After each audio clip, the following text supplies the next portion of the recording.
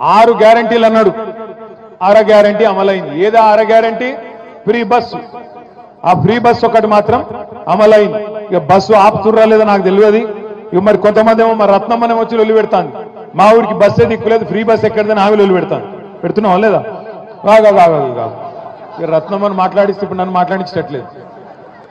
ఇప్పుడు ఇక్కడ ఎవ్వలకు మైక్ ఇచ్చినా మీరు తిట్టే తిట్లకు రేషం ఉన్నోడైతే ఇంకోడైతే ఆయనతో ఒక బకెట్లో నీళ్ళు నింపుకొని దుంకి చచ్చిపోతాడు. కానీ ఆయన రేవంత్ రెడ్డి ఆయన గసండి ఏం లేవు, రేషము సిగ్గు ఇజ్జతు ఏమి లేదు. ఏది పడుతుంది ఒరుడే, ఇష్టం వచ్చినట్టు అబద్ధాలు చెప్పుడే, ఇష్టం వచ్చినట్టు సిరుగుడే ఊరేగుడే. నేను ఒక్క మాట అడుగుతున్నా, ఊళ్ళే ఎవరైనా ఒక మాట ఇస్తే లేదా ఏమైనా బాకిస్తే వాడు తిరిగి ఇవ్వకపోతే మనం కేసు పెడతాం. ఏం కేసు పెడతాం? 420 కేసు పెడతాం. వీడు చీటర్ ఉన్నాడు, చీటింగ్ చేసిండు, వీని మీద మోసం చేసిండు కాబట్టి కేసు పెట్టాలి అంటాం. మరి గిన్ని మోసాలు చేసిన కాంగ్రెస్ ప్రభుత్వం, గింతమందిని మోసం చేసిన కాంగ్రెస్ ప్రభుత్వం ఇడిచిపెడదామా? రైతులను మోసం చేసిండా లేదా? ఏం చెప్పిండు రైతులకు? ఎంబడే ఊరుకుండ్రి. కేసీఆర్ గారు 1,00,000 రూపాయలు రుణమాఫీ చేసినా, ఆ 1,00,000 మీకు వచ్చినా మీరు ఎంబడే బ్యాంకు కురుకుండ్రి, 2 లక్షల రుణం తెచ్చుకోండి, నేను వస్తున్నా, రాగానే డిసెంబర్ 9 నాడు సంతకం పెడతా అన్నాడు. పెట్టిండా? రుణమాఫీ అయిందా కాలేదా?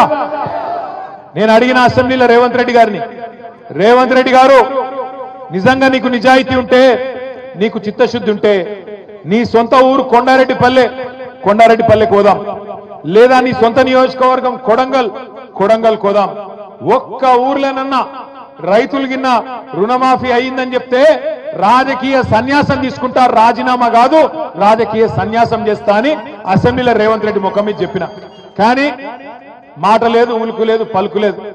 రేవంత్ రెడ్డి గారికి నేను చెప్తున్నా, సరే కొడంగల్ ఓని, కొండారెడ్డిపల్లె ఓని, రాష్ట్రంలో ఏ ఊరికైనా సరే, చేవెళ్ల నియోజకవర్గం అయినా సరే, ఏ నియోజకవర్గం అయినా సరే, డేటు, ప్లేసు, టైము 3 నీ ఇష్టం. ఏ ఊరికంటే ఆ ఊరికి పోదాం. ఇక నువ్వు కాకపోతే నీ మంత్రులను పంపి ఏ ఊరికన్నా పోదాం. ఒక్క ఊర్లోనన్నా గిన్న రైతులు రుణమాఫీ అయిందని 100% గిన్న రాసిస్తే మొత్తం బీఆర్ఎస్ పార్టీ నాయకులం రాజీనామా చేసి పోతామని చెప్పి కూడా నేను విజ్ఞప్తి చేస్తా ఉన్నా. గింత మోసం చేయొచ్చా? చారాన రుణమాఫీ కూడా కాలే, కానీ చారాన కోడికి బారాన మసాలా అన్నట్టు ఇవాళ ఢిల్లీకి పోయి మొత్తం రుణమాఫీ చేసినా అని చెప్పి అక్కడ మాట్లాడుతూ ఉన్నాడు.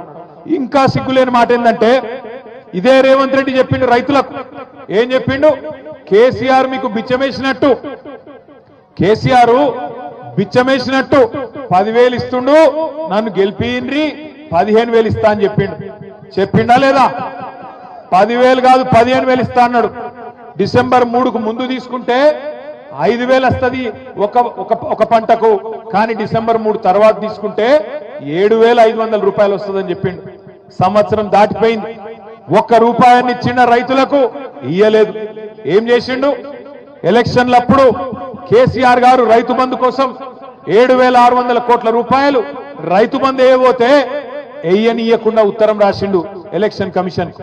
రాసి ఎలక్షన్ కమిషన్ కి చెప్పిండు, రైతు బంధు గీ టైంలో వేస్తే మళ్ళా రేపు రైతులు ఓట్లు కేసీఆర్కి వేస్తారు, అందుకే వేయొద్దు అని ఉత్తరం రాస్తే పైనున్న మోడీ గారి ప్రభుత్వం ఆపినాక మళ్ళా ఎలక్షన్లు అయిపోయినాక సతాయించుడు మొదలు పెట్టిండు. ₹1 కూడా వేయలే. కేసీఆర్ ఉన్నప్పుడేమో రైతులకు నాట్లప్పుడు పడుతుండే పైసలు, కానీ రేవంత్ రెడ్డి వచ్చినాక ఓట్లప్పుడు మాత్రమే పడతాయి. ఏం చేసిండు? 7,600 కోట్లు దాచి పెడితే రైతులకు వేయాలని చెప్పి యాసంగి పంటై రేవంత్ రెడ్డి ప్రభుత్వం వచ్చినాక నాట్లప్పుడు కాకుండా పార్లమెంట్ ఎన్నికల్లో ఓట్లప్పుడు వేసిండు. ఆ ఒక్కసారికి కేసీఆర్ గారు ఇచ్చిన పైసలు వేసిండు, తప్పించుకున్నాడు. మళ్ళా తర్వాత వానకాలం పంట, వానకాలంకు రైతు బంధు వేసిండా లేదా? పడలేదా? ఒక షాబాద్లో పడ్డాయి, అయింది స్పెషల్ గా పడ్డాయా? పడలే. రాష్ట్రంలో ₹1 కాదు కదా, ఒక బుడ్డ పైస కూడా రైతులకు వానకాలం ఇయ్యలే. అందుకే ఇవాళ ధర్నా పెట్టింది, ఉత్తగానే కాదు పెట్టింది. ఏమెందుకు పెట్టినాం ధర్నా? మనం ఎందుకు పెట్టినామంటే షాబాద్లో ఇది ప్రారంభం మాత్రమే, రాష్ట్రం అంతా పెడతాం. ఏమని పెడుతున్నాం ఇవాళ మనం? రేవంత్ రెడ్డి కాంగ్రెస్ ప్రభుత్వం, నువ్వు రైతులకు మాట ఇచ్చినావు, రైతులకు ఏం చెప్పినావు? 10,000 కాదు 15,000 ఇస్తా అని చెప్పినావు.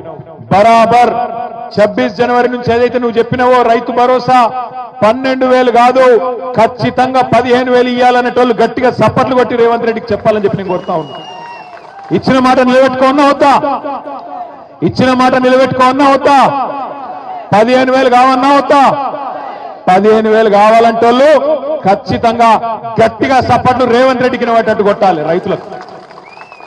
అట్లాగే వానకాలం ఎగ్గొట్టిండు రైతు బంధు ఇడిచిపెట్టద్దు, ఆ పైసలు కూడా వసూలు చేయాలి.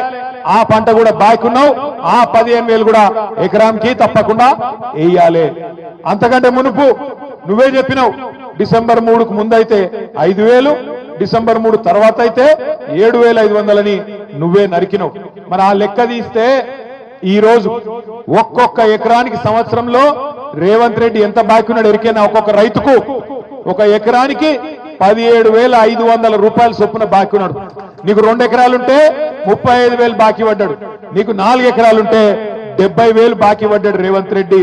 అందుకే ఇంటింటికి వచ్చే కాంగ్రెస్ నాయకులు రేపు సర్పంచ్ ఎలక్షన్లల్లా, జెడ్పీటీసీ ఎలక్షన్లల్లా, ఎంపీటీసీ ఎలక్షన్లల్లా మళ్ళా కాంగ్రెస్ వాళ్ళు వస్తారు.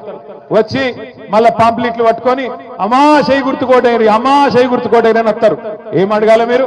కొడుక ఓటు మాయేస్తా, ఎకరానికి 17,500 రూపాయల చొప్పున బాకున్నాడు నీ రేవంత్ రెడ్డి, వాడిని ముందు కట్టుమాను, కడితే తప్పకుండా ఓటేస్తా అని చెప్పి తప్పకుండా చెప్పండి. ఎంత బాకీ ఉన్నాడు ఎకరానికి? 17,500 రూపాయలు బాకున్నాడు. 2 ఎకరాలుంటే 35,000 బాకీ, 4 ఎకరాలుంటే 70,000 రూపాయలు బాకీ ఉన్నాడు రేవంత్ రెడ్డి. రాగానే బాకీ ఉన్నాను ఎట్లా అడుగుతాం మనం? అవసరమైతే గల్ల పట్టుకొని అడగాలి.